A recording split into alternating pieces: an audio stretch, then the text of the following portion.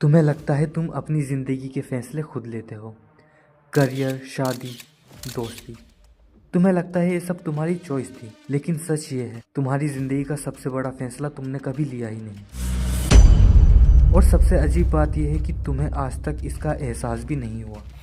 Science कहती है 0 से लेकर 7 साल के बीच तक तुम्हारा दिमाग एक खाली हार्ड डिस्क होता है। उस वक्त तुम्हारे पास लॉजिक का फिल्टर नहीं होता, तुम बस रिकॉर्ड कर रहे होते हो जो सुना, जो देखा, जो महसूस किया।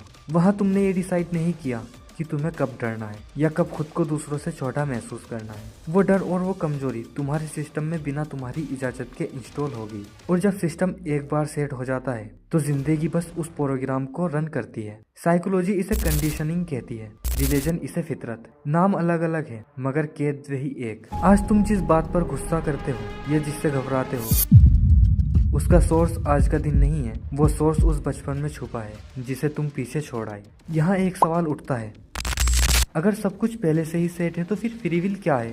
साइंस कहती है तुम आज़ाद हो, लेकिन सिर्फ उन ऑप्शन के बीच जो तुम्हारे दिमाग ने सेव किए हैं। तुमने वो घर चूज़ नहीं किया जहाँ तुम पैदा हुए हो, तुमने वो डर चूज़ नहीं किया जो तुम्हारे माँ बाप के स्ट्रेस से तुम तक पहुँचा हो। लेकिन फिर भी ये सब तुम्हारी पर्सनैलिटी का हिस्सा बन गया है। गॉड ने तुम्हें एक पेंटोशियल देकर भेजा था, लेकिन दुनिया ने उस पर लोग क्या कहेंगे का लेबल चिपका दिया।